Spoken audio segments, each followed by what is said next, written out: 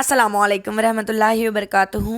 उम्मीद करती हूँ आप तमाम खैरियत से होंगे, खूब पढ़ रहे होंगे, तैयारी काफ़ी अच्छी चल रही होंगी। तो हाजिर हूँ मैं आपके सामने एक नए वीडियो के साथ जो कि CDP का होने वाला है और किसी भी टीचिंग एग्ज़ाम में आपके लिए कारगर साबित होगा।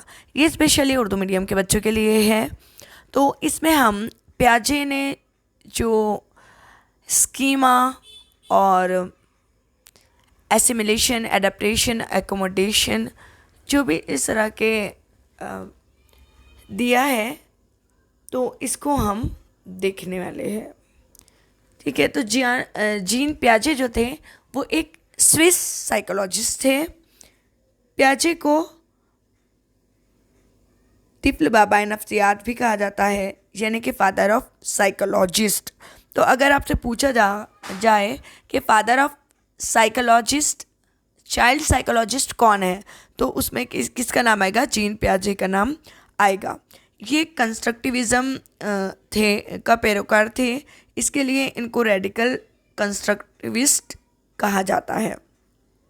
उनका मानना था कि बच्चे जो होते हैं वो अपनी मालूमात को खुद तश्कील देते हैं, खुद हासिल करते हैं।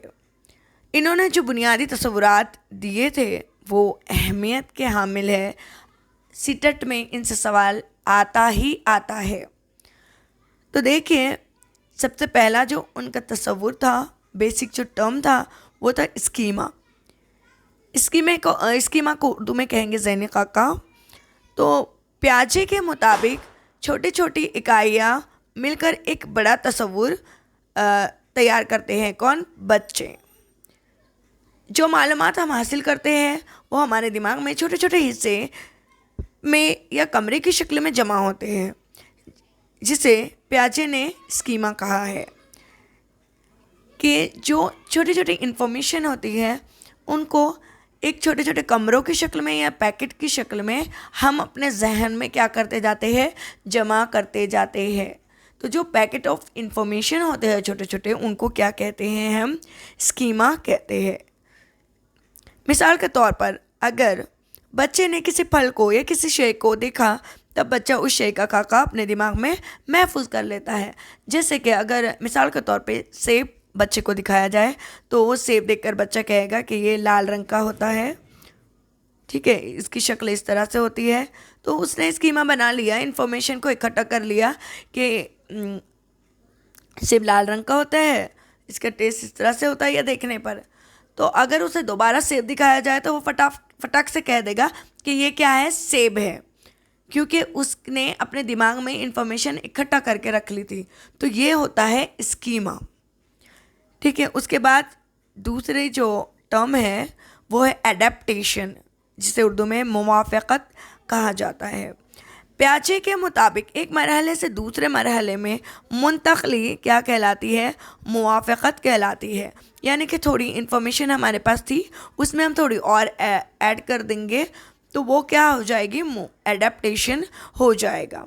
जैसे कि अगर कोई इंसान पहले गर्म इलाके में रहता था, लेकिन फिर उसने अपना घर चेंज कर दिया, उसने अपना स्टेट चेंज करके गर्म इलाके में आके रहने लगा, तो उसको क्या होगा? सर्द इलाके में आके रहने लगा तो उसको पहले पहले थोड़ी दिक्कत आएगी, क्योंकि वो गर्म इलाके से आया था। तो पहले पहले उसको दिक्कत आएगी, थोड़ी प्रॉब्लम होगी, लेकिन फिर वो अपने आप को क्या कर लेगा? उसके हिसाब से ढाल लेगा। तो ये जो उसने ढाल लिया तो वो क्या हो गया? एडेप्टेशन हो गया। ठीक है, तो जब हम मुताबिकत पैदा कर लेते हैं तो वो क्या हो जाता है? एडेप्टेशन हो जाता है। उसके बाद है इंजज़ाब, जिसे कहा जाता है एसिमिलेशन। तो वो अमल जिसमें नई मालूमात को पहले से जहन में शामिल किया जाता है तो उसे कहा जाता है एसिमिलेशन। जैसा कि एक बच्चे के जहन में कुत्ते से मुतालिक एक ज़हनी खाका है। क्या खाका है? कि एक जानवर होता है कुत्ता, इसके 4 पैर होते हैं, एक दुम होती है और वो क्या कहलाता है? कुत्ता कहलाता है। लेकिन उसने अभी तक स्ट्रक्चर देखा था कुत्ते का कि जिनके 4 पैर होते हैं, एक दुम होती है, उसे कुत्ता कहते हैं। उसने आज तक कुत्ते को बोलते हुए या भौंकते हुए नहीं देखा था। लेकिन जब वो कुत्ते को भौंकता हुआ देखेगा तो उसके अंदर एक कशीदगी की हालत क्या हो जाएगी, पैदा हो जाएगी। और फिर क्या होगा, वो सोचने लग जाएगा कि अरे मैंने तो ये देखा था कि कुत्ते के 4 पैर होते हैं, दुम होती है, मगर मैंने उसको बोलते हुए नहीं देखा था, तो क्या ये कुत्ता ही है। वो एक कशीदगी की हालत में आ जाएगा और फिर उसे कोई बताएगा कि हाँ भाई कुत्ता ही है, कुत्ते में एक और सलाहियत होती है भौंकने की, वो भौंकता भी है, ये उसी की एक सिफत है।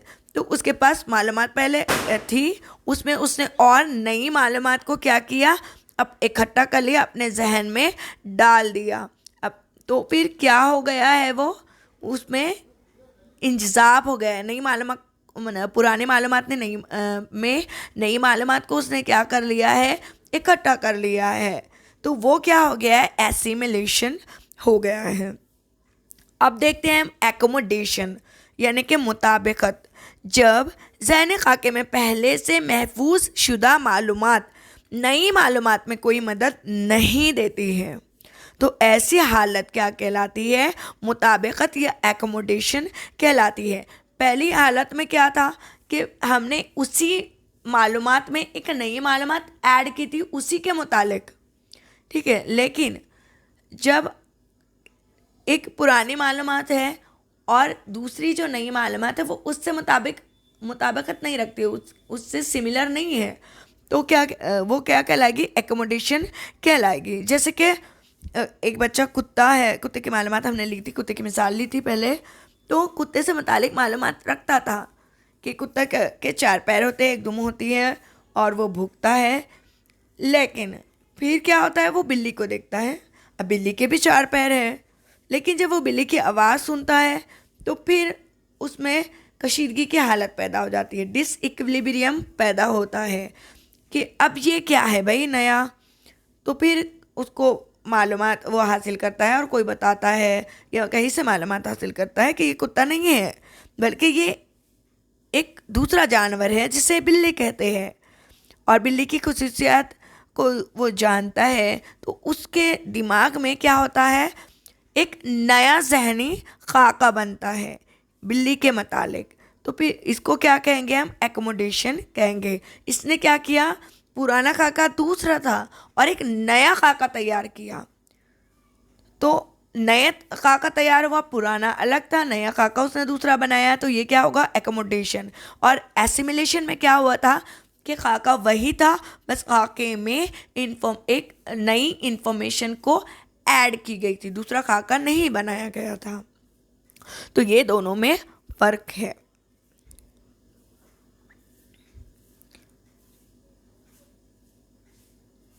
अब उसके बाद नेक्स्ट वीडियो जो आएगा इसमें हम स्टेजेस ऑफ कॉग्निटिव डेवलपमेंट देखने वाले हैं, जो कि बहुत बहुत बहुत अहम है और इनसे सवालात आते ही आते हैं। Thanks for watching this video. अगर आपको पसंद आया हो या थोड़ा बहुत समझ में आया हो तो एक लाइक ज़रूर कर दीजिएगा। लाइक करने से मुझे मोटिवेशन मिलता है। Thank you so much. अल्लाह हाफिज़।